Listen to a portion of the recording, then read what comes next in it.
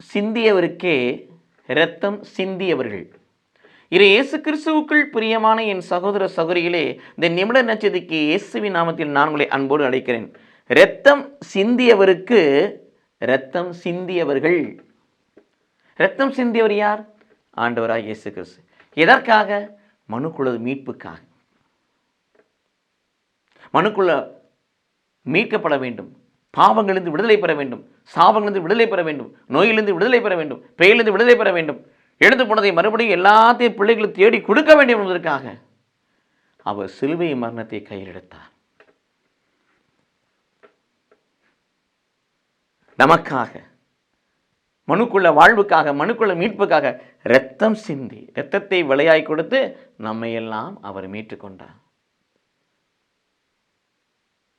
1 பேதுரு 1:18 வாசிக்கிறோம் அல்லவா? உங்களை மீட்பதற்கு கொடுக்கப்பட்ட விலை என்னவென்று தெரியுமா? உங்களை மீட்பதற்கு கொடுக்கப்பட்ட விலை என்னவென்று தெரியுமா? அழிகிற பொன்னோ வெள்ளியே அல்ல, மாசு மறுபட்ட செம்மறி போன்ற கிறிஸ்துவின் இரத்தம். ஆக இயேசு கிறிஸ்து நமக்காய் இரத்தம் சிந்தினார். ஆனால் இரத்தம் சிந்தியவருக்கே இரத்தம் சிந்தியவர்கள் என்று ஒரு கூட்டம் இருக்கிறது. மாசு மறுபற்ற கூட்டம் இருக்கிறது. அதுதான் மாசில்லா குழந்தைகள். அவர் இரத்தம் சிந்துவதற்கு முன்பதாகவே, இயேசு கிறிஸ்து சிலுவை மரணத்தின் வழியாக இரத்தம் சிந்துவதற்கு முன்பதாகவே அவருக்காக இரத்தம் சிந்தி இரத்த சாட்சியாய் மரித்தவர்கள் தான் மாசில்லா குழந்தைகள். இயேசுவுக்காக எல்லா ஆண் குழந்தைகளும் அங்கே வெட்டப்பட்டு நகர் முழுவதும் இரத்த வெள்ளாறு ஓடியதுன்னு நான் பார்க்கிறோம். பிரியமானவர்களே,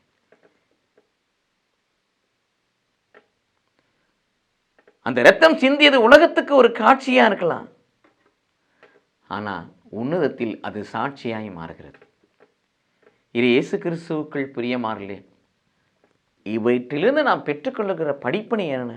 கடவுளுக்காக,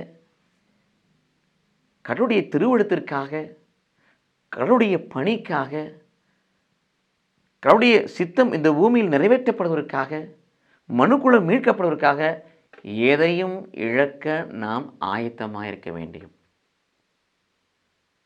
பிலிப்பியர் 1:21 வாசிப்பது போல, கிறிஸ்துவே எனக்கு வாழ்வு, சாவு என்பது எனக்கு ஆதாயம் என்ற பவுலுடைய கூற்றை மனதில் கொண்டு அந்த மனநிலையோடு வாழ்கிற பிள்ளைகளாய் மாறுவோம்.